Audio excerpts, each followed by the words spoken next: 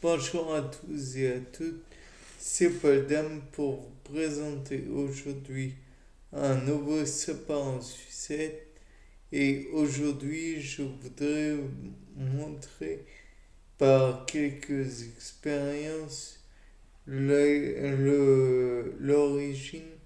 de la goutte que j'avais montrée précédemment. Donc dans la goutte, ce qui est gênant, c'est que il y a de l'acide urique sous forme de cristaux dans les articulations. On pourrait peut-être, dans un genre d'expérience, montrer qu'il y a bel et bien de l'acide urique dans le liquide du genou, savoir du liquide dans les... Donc, pour montrer cela, j'envisage de faire une ponction à l'aiguille dans le genou d'une personne qui a de la goutte, puis dans la cheville d'une personne qui a de la goutte, dans éventuellement les articulations des doigts d'une personne qui a de la goutte, pour bien montrer que il y a toujours ces petits cristaux qui sont présents. Donc là, je les mettrai dans trois appareils pouvant filtrer et éventuellement si l'acide urique hyaluronique, ça n'a rien à voir. Si l'acide urique veut bien être gentil, elle se laissera filtrer, je présume, puisque nous allons utiliser des filtres pour la filtration sous vide. Naturellement, il est possible que le liquide soit, comment dire, soit en cause lui aussi.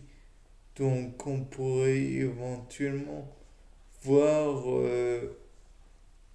la constitution, la composition plutôt de ce liquide et voir s'il est, comment dire, si ce liquide synovial a la même composition que du liquide synovial d'une personne qui n'a pas la goutte. Par la suite, les précédents cristaux pourraient être réutilisés dans le sens où on pourrait en dissoudre une petite partie, les broyer et les mélanger à de l'eau distillée, puis les implanter, les injecter plutôt à de la levure de bière. Je vous le rappelle, la dénomination taxonomique de la levure de bière, c'est Saccharomyces cerevisiae. Bien sûr, celle-ci va peut-être, en partie du moins, être, comment dire, détruite, peut-être du moins, par ces cristaux d'acide urique. Mais cela ne fera que en faire comprendre que il y a naturellement des effets néfastes de ceci Bien sûr, il est aussi possible de voir des signes d'alarme, entre guillemets, de la part de ceux qui ont ces serviciels, puisque, comme vous le savez, l'inflammation n'est là que pour euh, signaler un désordre non négligeable et demander au système immunitaire de venir détruire ou tuer les importants. Donc on pourrait détruire, ça pourrait avoir pour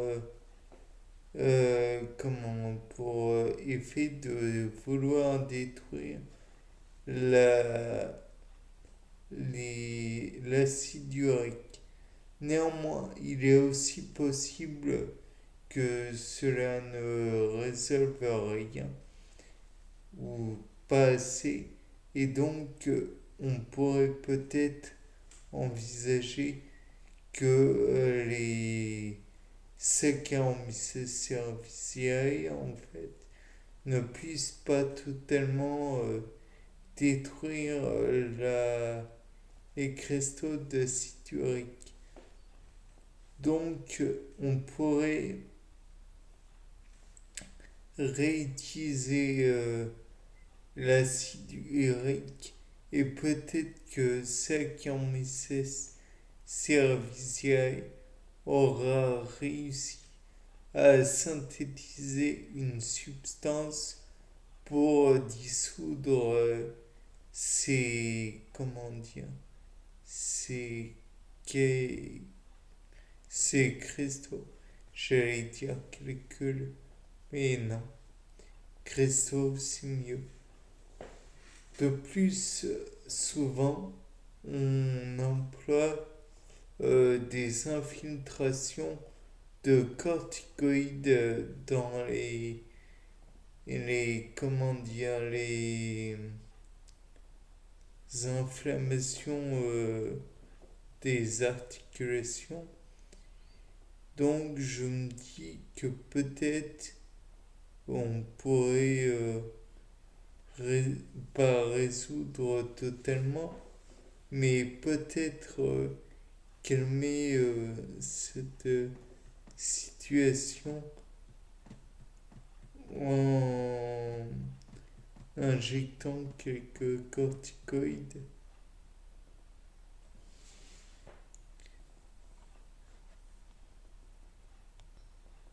Il est aussi à envisager le besoin d'utiliser la colchicine.